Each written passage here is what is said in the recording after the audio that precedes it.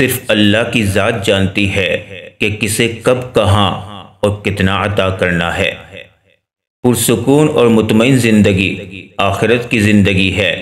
جہاں تک دنیا کی زندگی کا تعلق ہے، چاہے کتنی ہی اچھی کیوں نہ ہو، اس کا مقدر فنا ہے۔ ہم ہمیشہ یہ سوچتے ہیں کہ دوسروں کی زندگی ہماری زندگی سے بہتر ہے، لیکن کبھی یہ نہیں سوچتے کہ ہم بھی اوروں کے لیے دوسرے ہیں۔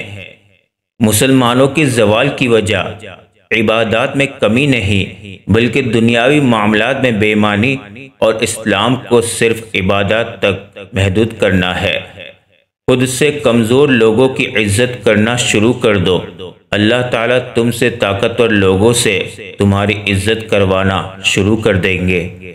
اگر رشتوں کو بچانا چاہتے ہو تو اپنی غلطیوں کو سدھارنا سیکھو۔ جب تک الفاظ کتاب سے نکل کر عمل میں شامل نہیں ہوں گے، نہ دل بدلے گا نہ دل کی دنیا۔ انسان صرف اچھے انسان سے محبت کرتا ہے، جبکہ اللہ برے انسان کو بھی تنہا نہیں چھوڑتے۔ دنیا کی تمام اشیاء ضائع ہو جانے کے بعد پھر دستیاب ہو سکتی ہے، لیکن ضائع شدہ وقت واپس نہیں آ سکتا۔ وقت کی قدر کریں اور اسے کارآمد بنائیں۔ ہر چیز کو دوسرا موقع مل جاتا ہے سوائے اعتماد کے۔ اگر تم نے کسی کے اعتماد کو ٹھیس پہنچائی تو وہ کبھی بھی دوبارہ تم پر بھروسہ نہیں کرے گا۔ سب کو سب کا پتہ ہے، مگر اپنا کسی کو نہیں پتہ۔ دولت وراثت میں مل سکتی ہے، مگر پہچان اپنے دم پر بنتی ہے۔ حقیقت تو یہ ہے، اللہ کے سوا ہر سہارا کمزور اور عاجز ہے۔ بدلتے ہوئے رویوں کی پرواہ نہ کریں، کیونکہ لوگ روزانہ مختلف احساسات کے ساتھ جاگتے ہیں۔ اپنی زندگی کے اکاؤنٹ میں 2 آپشن ہمیشہ کھلے رکھیں۔ نمبر 1 اپنی غلطی تسلیم کرنا، نمبر 2 دوسروں کو معاف کر دینا۔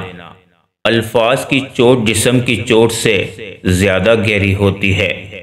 خاموشی اختیار کر لینا دب جانے کی علامت نہیں، بلکہ ترجیحات کا فرق ہے۔ ہر بات اور ہر بندہ جواب کا مستحق نہیں ہوتا۔ فلاں ایسا ہے، فلاں ویسا ہے، اے انسان ذرا غور تو کر، تو خود کیسا ہے۔